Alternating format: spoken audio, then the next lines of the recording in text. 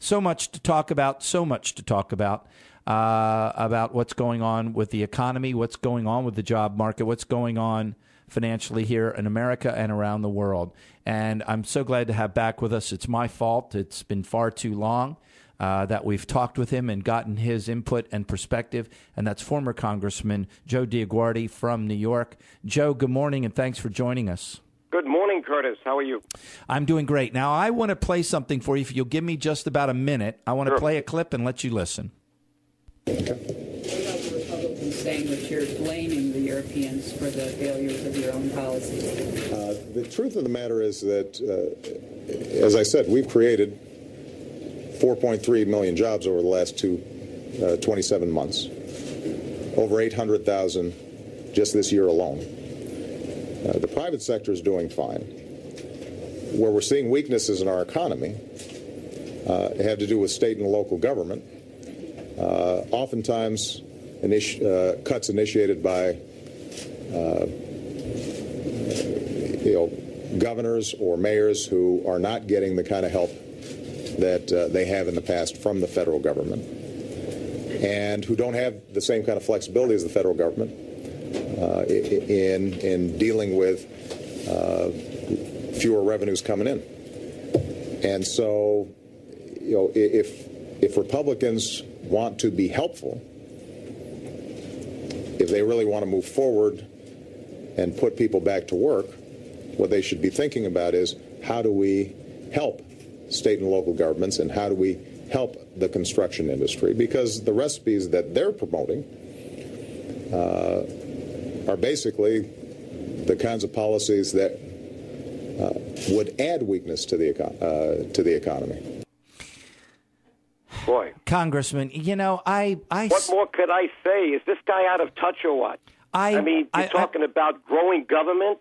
You're talking about the public sector is weak. What about the private sector? We've lost 5 million jobs since this crisis began 4 to 5 years ago. You need 125,000 jobs a month just to keep up with the population growth. You talk about fudging the numbers. I thought accountants were bad. Politicians are worse. This guy's out of touch, and I hate to say it, my good friend John McCain stepped into it when he said, in 2008, that the fundamentals of the economy were fine. Little did he know the next week everything would tank. I mean, it may have been a different perspective at that point, but, to say that the public sector is weak. Now, no one's saying that we should eliminate emergency jobs, police and firemen, but we've always said that we've got to limit government. If you're a conservative, as I am, a small government conservative, you don't want to create a bigger bureaucracy in the federal government where money is wasted every day.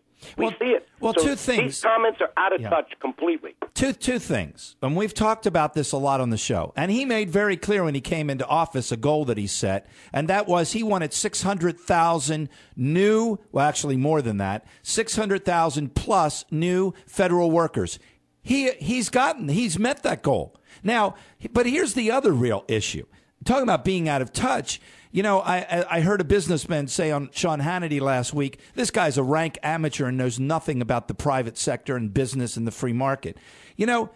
He's talking about expanding public sector, which is a consumer, not a producer. Absolutely. Which only puts us further in the hole, right?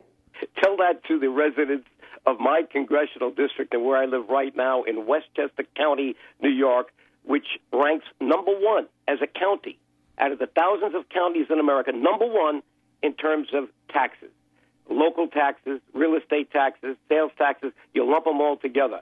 Believe me, nobody would get elected on that speech in Westchester County. It's just, But you're not going to expand the market. You know this, Congressman. You're not going to expand the market, the economy, by hiring public sector workers. That's like saying, well, my company's in trouble, so what I'm going to do is take on 20% more overhead.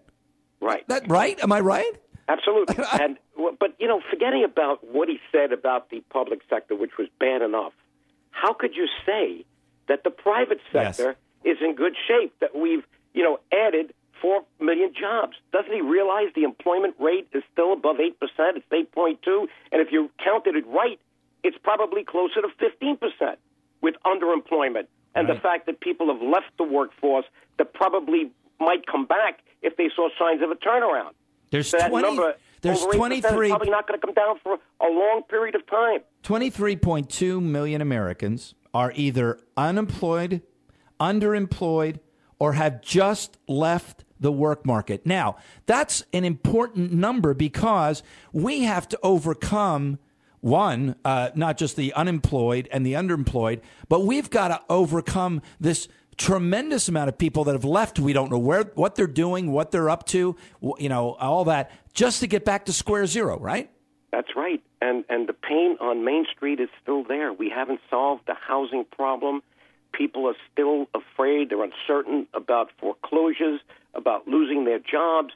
There's a lack of confidence on Main Street. And when people are not confident, they don't spend. And, Curtis, we are a consumer economy. 70% of our economy is based on people spending. This is a crisis.